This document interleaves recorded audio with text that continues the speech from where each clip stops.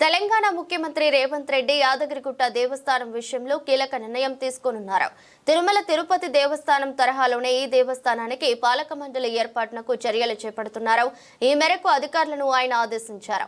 పాలక మండలి ఏర్పాటునకు రూపొందించిన ముసాయిదాలో పలు మార్పులను ఆయన సూచించారు. బుధవారం తన నివాసంలో సీఎం రేవంత్ రెడ్డి యాదగిరిగుట్ట దేవస్థానం పాలక మండలి నియామకపు నిబంధనలపై సమీక్ష జరిపారు. తిరుమలలో మాదిరిగానే యాదగిరిగుట్ట ఆలయ సమీపంలో రాజకీయాలకు తావు లేకుండా చూడాలని, ఆలయ పవిత్రతకు భంగం కలగకుండా జాగ్రత్తలు తీసుకోవాలని ముఖ్యమంత్రి ఆదేశించారు. ఆలయం తరపున చేపట్టాల్సిన ఆధ్యాత్మిక సేవా కార్యక్రమాలు, పాలక మండలి నియామకంపై ముసాయిదాలో పేర్కొన్న నిబంధనల విషయంలో సీఎం పలు మార్పులు సూచించారు. ఈ సమీక్ష సమావేశంలో ప్రభుత్వ ప్రధాన కార్యదర్శి శాంతికుమారి, దేవాదాయ శాఖ ముఖ్య కార్యదర్శి శైలజ రామయ్యర్ తదితరులు పాల్గొన్నారు.